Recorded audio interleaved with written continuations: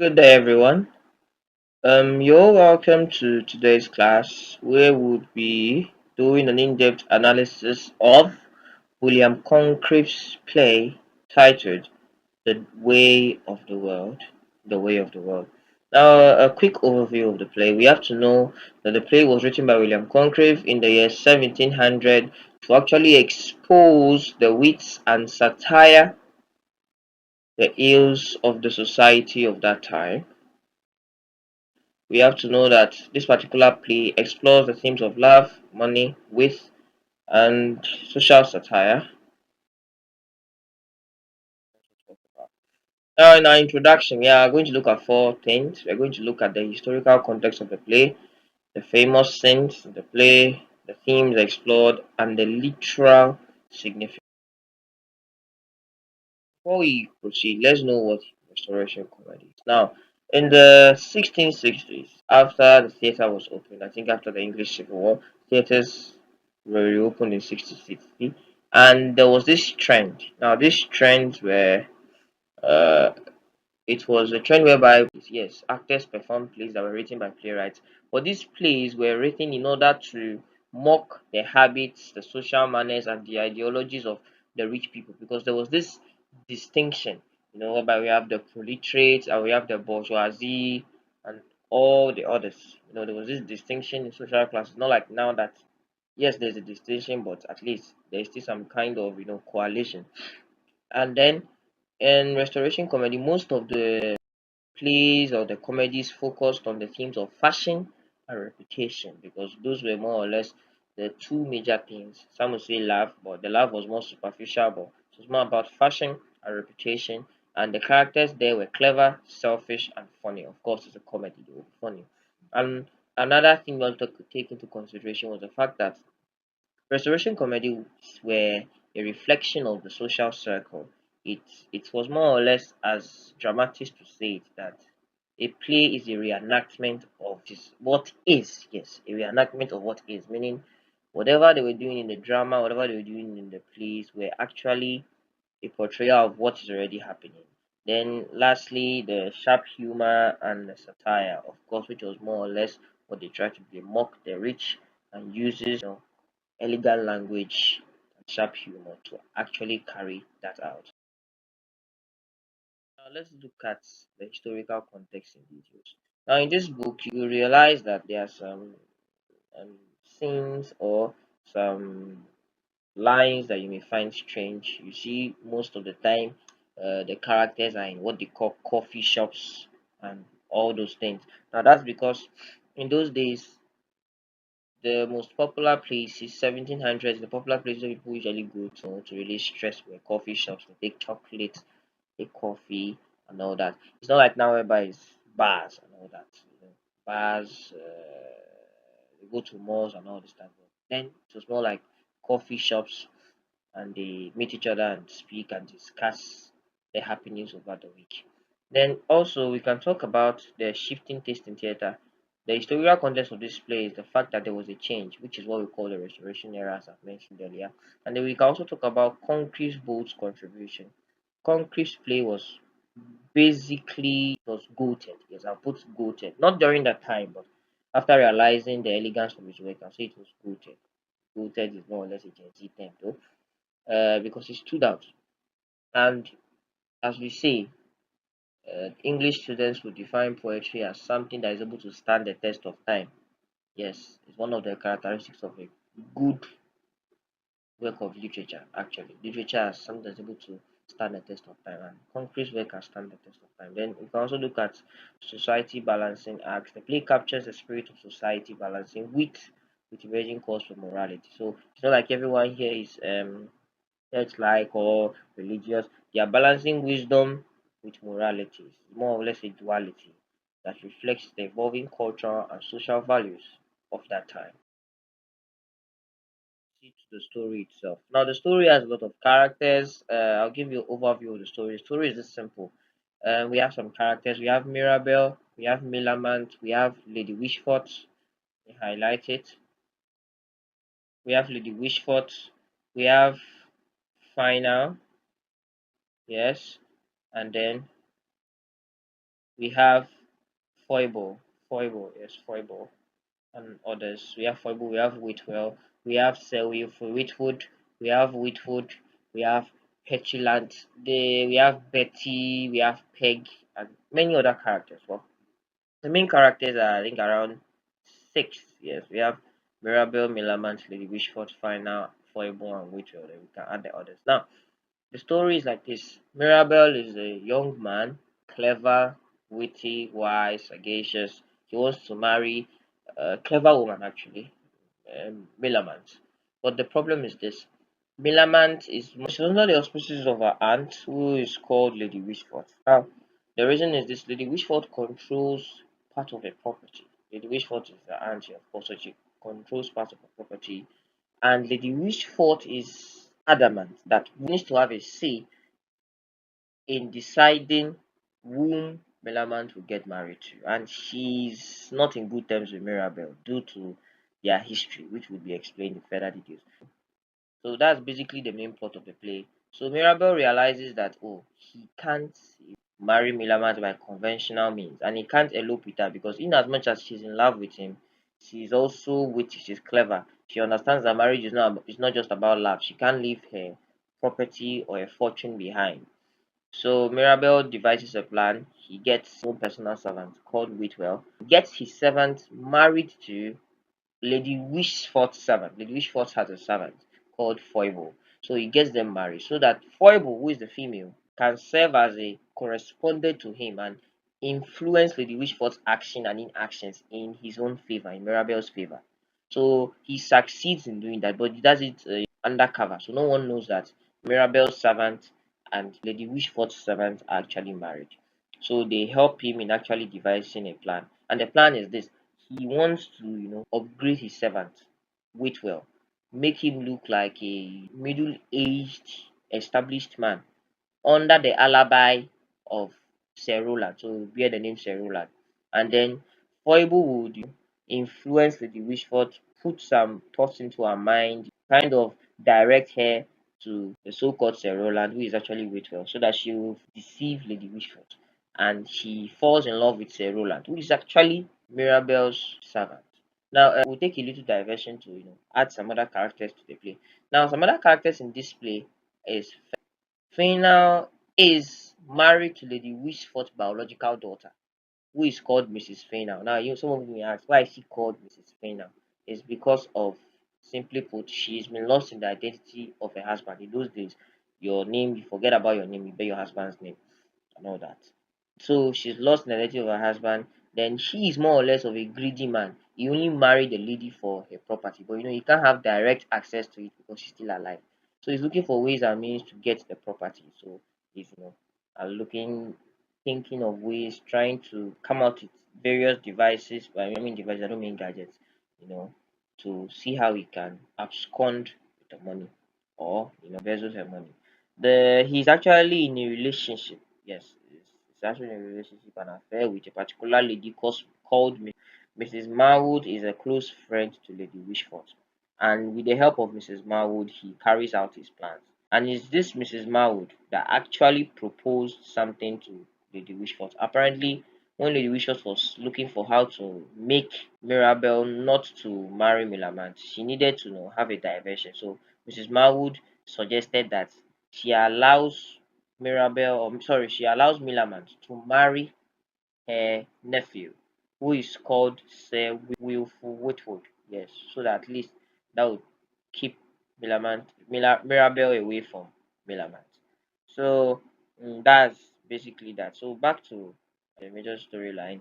They are able to deceive Lady Wishport, and she almost gets married to Sir Roland, who is actually Woodrow, until Mrs. Marwood comes and divulges the plan and thwarts the plan and tells Lady Bishop that this person that you see as your husband to be is actually his servant. And the funny thing is that when she was doing it, she sent Foible. She gave her a letter. So Foible did not read the letter. So Foible inherently submitted the letter of doom to Lady Bishop. So Lady Bishop found out that okay, Foible and Whitwell are married, and Whitwell is pretending to be Sir Roland, and she gets mad.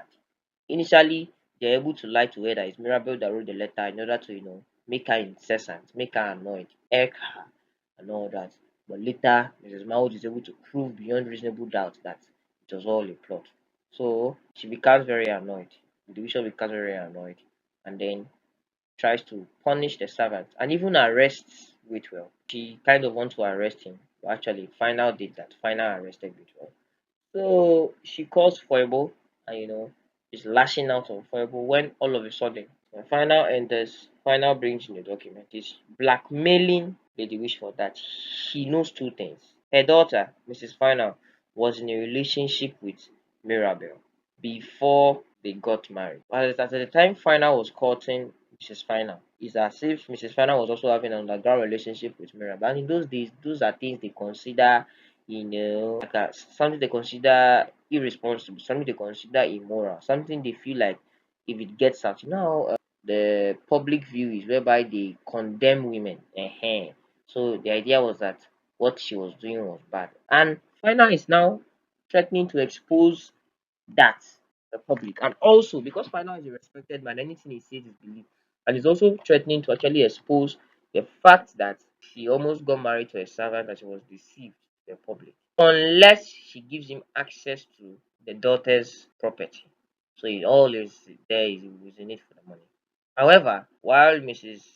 Lady Wishfort is caught between the blue sea and the devil, Mirabel comes to her aid, then shows Final a document which he made Mrs. Final to sign before she got married, stating that he felt like Final was a deceitful man and he's just after the property. So Mrs. Final, upon discretion, signed the document, meaning all her money and fortune is in the hands of Mirabel.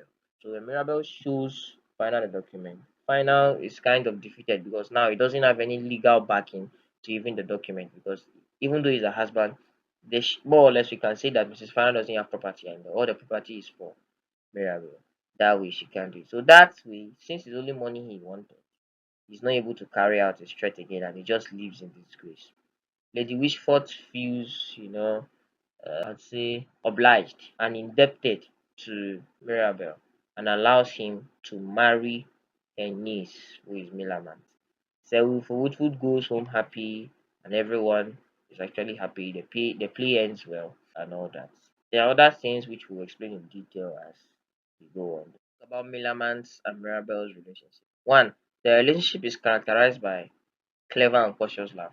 They are not having this Shakespearean kind of love. I love you, I'll die for you. No, they have this love which is logical. They know that it's not only about eros. So you say eros, romantic love, but it's about personal freedom. And having your boundaries. Then two, they have witty conversations.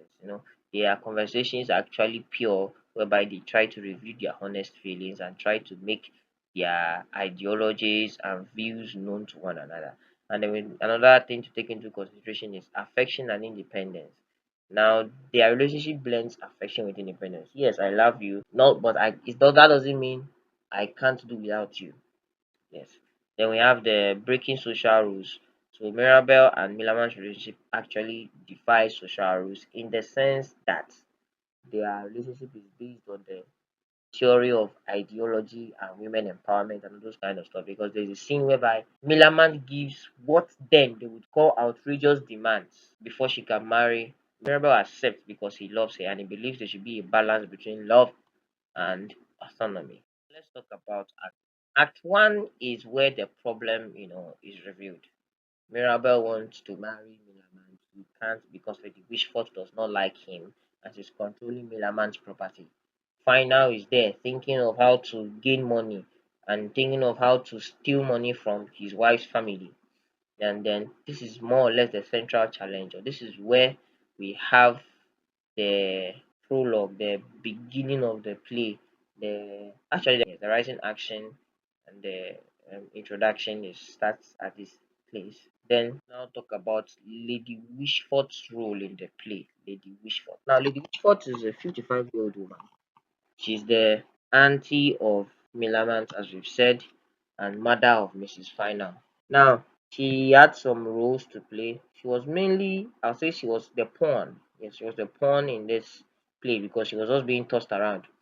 But let's see some of her characteristics. One thing we have to talk about is her pride and power. She was proud, had this old fashioned power. She was a widow, So as a widow, she's having control of her husband's estate. She's just there. And then she's vain. Yes, she's vain. She wants to feel loved, she wants to feel respected, but she's not getting it. It's like people are breaking her heart and lying to her because she's obsessed or preoccupied with the idea of looking young forever, being young forever. She gets mostly, deterred, and people kind of take advantage of her. Then learning the truth. In this play, the person who was deceived the most was Lady Wishfort.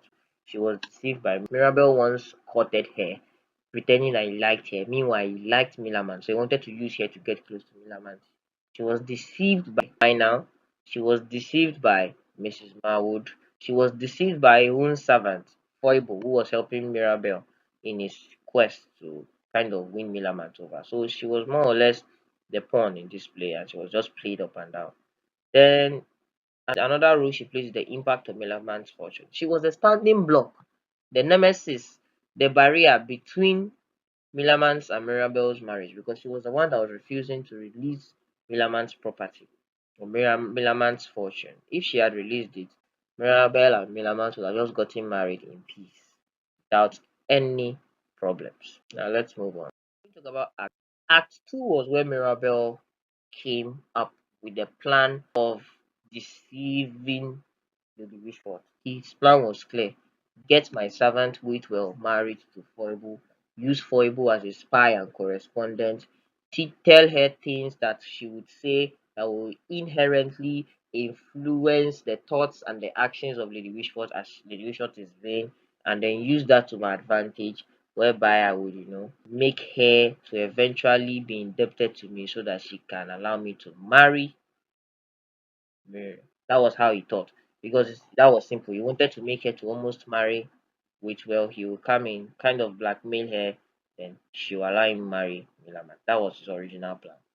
Now, the major pieces in this play were in this act was actually Whitwell and Foible. Because Whitwell has to pretend to be the fake lover. This is Act 2, Act 3, and I think part of Act 4. Whitwell has to pretend to be a fake lover to Lady Wishfort, and then foible to also make Whitwell seem appealing, loving, romantic, so that she would tilt Lady Wishfort's head to the song of Whitwell, who is actually in the alibi of Sir Roland, bearing Sir Roland and all that. Now the major theme here is deception and pride. They are basically deceiving Lady Wishfort. However, there are situations whereby she almost found out, but her pride and hatred for Mirabel allows her to continue in the journey of deceit. Because anytime she finds out, they put everything on Mirabel's head, like they make Mirabel feel like he's accountable for whatever bad thing that happens, and she hates him more. And her pride do not allow her to believe that it's even those closest to her that are more or less harming her. There was the fact that these two servants were the catalyst for most of the events. Whitwell was the one pretending to love Lady Wishfort, she fell for him. Foible was the one basically, enacting the plans, lying that it's Mirabel that's doing this, doing that, making Lady Wishfort to hate Mirabel more. Foible was the one that basically saved them and deceived Lady Wishfort on countless number of occasions just to help Mirabel get Millamant. They basically outwitted their masters. Yes, basically. And at some point, Mirabel was even scared that Whitwell will outwit him, outsmart him. So he had to put in measures together.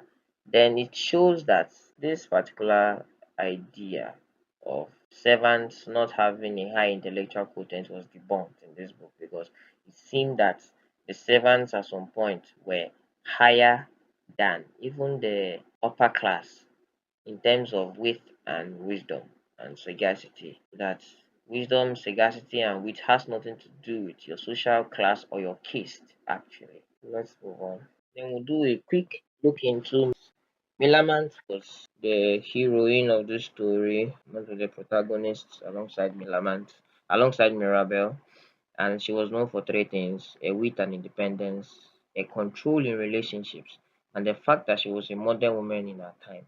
So let's look at Rita independence. She was wise. She wanted independence. She wasn't depending on Mirabel. And one thing about her was that she tested Mirabel. She would say things and see how he would react. She would give him challenges and see whether he would pass it, whether he would be victorious, whether he would triumph over those challenges. And then she also make him know what I want. And if we ever get married, this is how I want things to be. And secondly, she was a modern woman of her time. Her ideologies were different from the women of her time. She thought like she's her thinking was shaped like the women of now, whereby she doesn't like the traditional norms of being a housewife, doing nothing, being lost in your husband's identity. Another thing which she actually showed or portrayed or was illustrated in this book by William Congreve was she asserted control in relationships. She believed that there is equality and there should be mutual respect. She was trying to say that the fact that I'm a lady doesn't mean that I shouldn't have some kind of control or leverage in our relationship. And she always made Mira, she made him feel like you're replaceable. If you leave today, I have suitors ready to take over your position. Was the scene where Millamant and Mirabel had this agreement that see if we get married, this is what we want, this is what we want. They set marriage rules by which they agreed. They actually signed a contract, not actually a formal contract, but they sealed it with a kiss actually, saying that there was no time to sign it later. And some of the provisions in the contract was this. Milaman didn't want to be a normal housewife. She wanted to have control. She wanted to have privacy while in the marriage. She wanted to be able to go out when she wants with whom she likes. Wanted to not be the housewife who will sit down at home and be subject to the caprices of her husband.